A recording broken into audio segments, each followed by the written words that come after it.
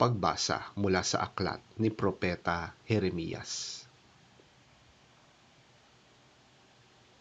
Subalit, inutusan ko silang sumunod sa akin upang sila'y maging aking bayan at ako naman ang kanilang magiging Diyos.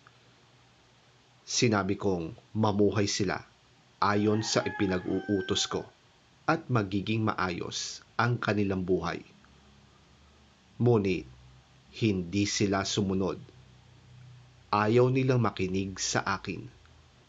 Sa halip, ginawa nila ang bawat maibigan at lalo pa silang nagpakasama sa halip na magpakabuti.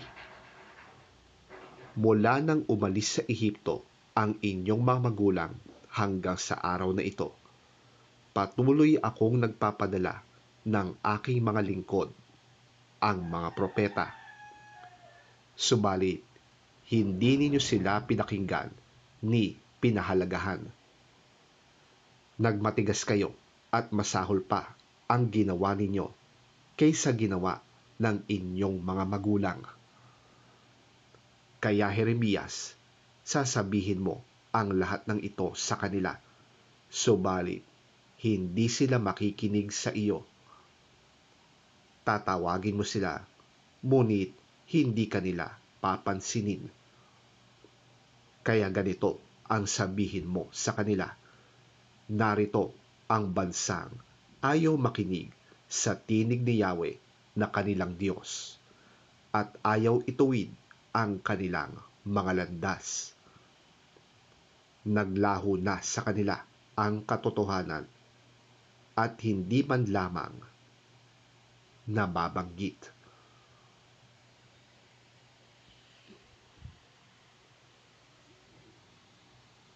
Ang salita ng Diyos.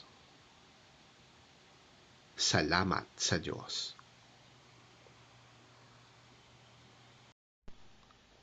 Ang mabuting balita ng Panginoon ayon kay San Lucas. Papuri sa iyo, Panginoon. Minsan, pinalayas ni Jesus ang isang demonyo mula sa isang lalaking pipi. Nang nakapagsalita ito, ang mga tao ay humanga kay Jesus. Subalit, sinabi naman ng ilan sa mga naroon, nakapagpapalaya siya ng mga demonyo sa pamamagitan ng kapangyarihan ni Beelzebul, ang pinuno ng mga demonyo. May ilan namang sa pagnanais na siya'y subukin, patuloy na humihiling na magpakita siya ng isang himalang mula sa langit. At dahil alam ni Jesus ang kanilang iniisip, sinabi niya sa kanila, ang kahariang nahahati sa magkakalabang pangkat ay babagsak, at ang sambahayang nag-aaway-away ay mawawasak. Kung may mga pangkat sa kaharian ni Satanas na naglalaban-laban, paano mananatili ang kanyang kaharian? Sinasabi ninyong, nagpapalayas ako ng mga demonyo sa kapangyarihan ni Beelzebul. Kung sa kapangyarihan ni Beelzebul ako nagpapalayas ng mga demonyo, sa kaninong kapangyarihan naman nagpapalayas ng demonyo ang inyong mga tagasunod? Sila na rin ang magpapatunay na mali kayo.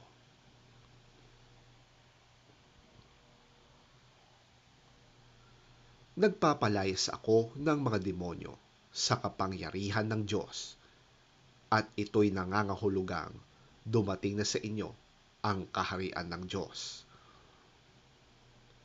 Kapag ang isang taong malakas ay nagbabantay sa kanyang bahay na dala ang kanyang mga sandata, ligtas ang kanyang mga ari-arian. Ngunit kung salakayin siya ng isang taong higit na malakas kaysa kanya, sasamsamin nito ang mga sandatang kanyang inaasahan at ipamamahagi nito ang mga inagaw na ari-arian. Ang hindi ko kakampi ay kalaban ko, at ang hindi ko kasamang nag-iipon ay nagkakalat.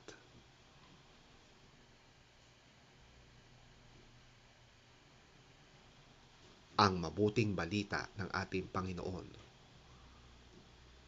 Pinupuri ka namin, Panginoong Hesukristo.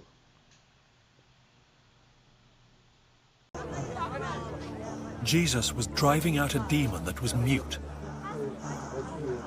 When the demon left, the man who had been mute spoke.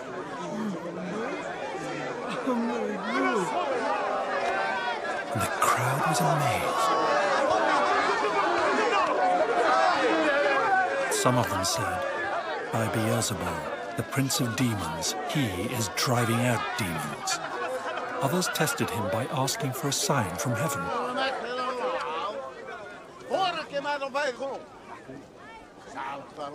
Jesus knew their thoughts and said to them, "Any kingdom divided against itself will be ruined, and a house divided against itself will fall. If Satan is divided against himself, how can his kingdom stand? I say this because you claim that I drive out demons by Beelzebul. Now, if I drive out demons by Beelzebul, by whom do your followers drive them out? So then, they will be your judges. But if I drive out demons by the finger of God, then the kingdom of God has come upon you. When a strong man, fully armed, guards his own house, his possessions are safe. But when someone stronger attacks and overpowers him, he takes away the armor in which the man trusted and divides up his plunder. Whoever is not with me is against me, and whoever does not gather with me scatters.